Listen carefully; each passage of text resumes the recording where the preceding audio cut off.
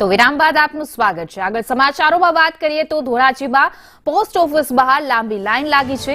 આધાર કાર્ડમાં સુધારા વધારા માટે લાંબી લાઈન લાગી। વહેલી સવારથી લોકો ટોકન લેવા લાઈનમાં ઉભા છે। અન્ય જગ્યાએ કામગીરી બંધ રહેતા લોકોને હાલાકી, અન્ય જગ્યાએ વ્યવસ્થા કરવા માટે લોકોમાં માંગ ઉઠી છે। ધોરાજીમાં આવેલ મેઇન પોસ્ટ ઓફિસની બહારના દ્રશ્યો છે કે જ્યાં વહેલી સવારથી જ લોકો લાઈનમાં ઉભા રહેવા મજબૂર બન્યા છે।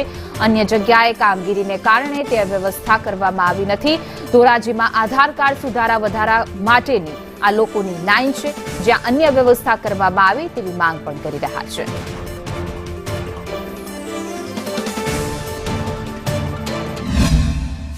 આધાર કાર્ડ માટે આવ્યા છું સવારના 8 વાગ્યાના।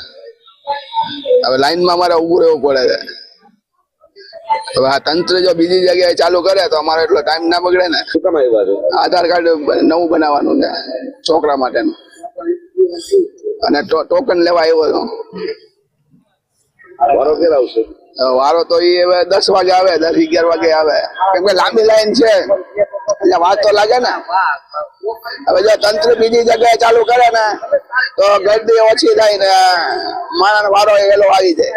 આધાર કાર્ડમાં સુધારો વધારો કરવા માટે, તો જેથી એ કરીને ટોકન વહેલો મળે એના માટે વહેલા આવ્યા। જે લાઈનમાં ઉભું રહેવું પડે એ વારો નથી આવતો, એવું બધું। અન્ય જગ્યા શું છે? બધે બંધ છે। પોસ્ટ ઓફિસ જ ચાલુ છે। કેટલા વાગ્યા આવ્યા? 8 વાગ્યાના। ટોકન મળે કે નથી? હજી નથી મળ્યો। હજી તો 9:30 ચાલુ થાય, ક્યારે મળે કઈ નક્કી નહીં।